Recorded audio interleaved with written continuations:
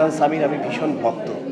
নতুন music video এসছে সেই জায়গা থেকেই আমার ইন্সপায়ারেশনটা এখন শুধু গায়ের বডির মানে আমার শুধু বুক পোর্শনের জুয়েলারি দেখে 42 কেজিটাকে মানে কাউন্ট করেন, সেক্ষেত্রে আপনাদের ভুল হবে। আপনাদের মাথায় রাখতে হবে এক্ষেত্রে আমার কান, আমার 2 হাত, আমার 2 পা প্রত্যেকটা জায়গাতেই জুয়েলারি ছিল।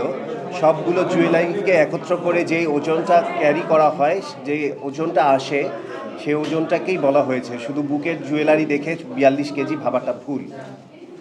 তাই মানে সব মিলিয়ে 40 থেকে 42 কেজি ছিল।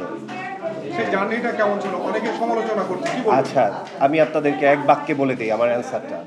সেটা হলো আমি যখন স্টেজে পারফর্ম করেছি, এটা টোটালি একটা বাইরের স্ট্যান্ডার্ডের একটা সুফি, একটু কাওয়ালি, একটু রাজকীয়, একটুখানি যে গানগুলো আমাদের খুব পছন্দ, যেমন আদনান সামির আমি ভীষণ ভক্ত। আদনান সামির সম্প্রতি একটি গান খুব নতুন মিউজিক ভিডিও এসছে, সেই জায়গা থেকেই আমার ইন্সপায়ারেশনটা শুরু।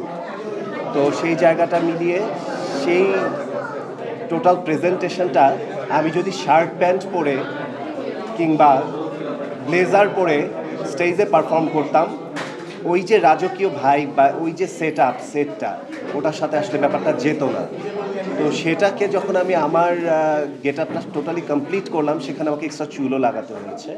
সেটাও আমার ওই ক্যারেক্টারের প্রয়োজনে। আপনাদের ভারী স্পষ্ট করে আমি জানিয়ে দিই, এটা কখনো কোনো অংশে কোনোভাবেই মেয়ের লুক বা মেয়ে সাজা ছিল না। আপনারা ক্যাপশনে লিখেছেন, হ্যাঁ, অনেকে অনেক কথা লিখেছেন, এটা কোনো অবস্থাতে, এটা যারা বলছে বা যারা লিখেছে তাদের আমি কি বলে জ্ঞানের অভাব বলবো। বাইরের দেশ যারা দেখে সারাক্ষণ হাতে স্ক্রল করে, তারা কখনোই এই কথাটা বলবে না। আজকে আমি এই নাচটাই কলকাতার বাইরের কোনো মঞ্চে দিতাম, আমাকে কখনোই এই প্রশ্নগুলো কেউ করতো না, এই প্রশ্নের কোনো সম্মুখীনই হতো না। এবং ওই মুহূর্তে মঞ্চে আপনারা আমার সামনে যারা ছিলেন, তারা খুব ভালো করে দেখেছেন আমার পারফরমেন্স ভালো ছিল না খারাপ ছিল। আমি প্রথমেই বলে নিচ্ছি যে আমি কোনো নৃত্যশিল্পী নই, আমি একজন fashion icon, fashion choreographer, designer এবং বর্তমানে একজন খুবই পপুলার একটা ফেস। সেই জায়গা থেকে ভাগ্য আমাকে স্টেজ পারফরমেন্সে নিয়ে এসছে, যেহেতু আমি সিনেমার সাথে যুক্ত হচ্ছি।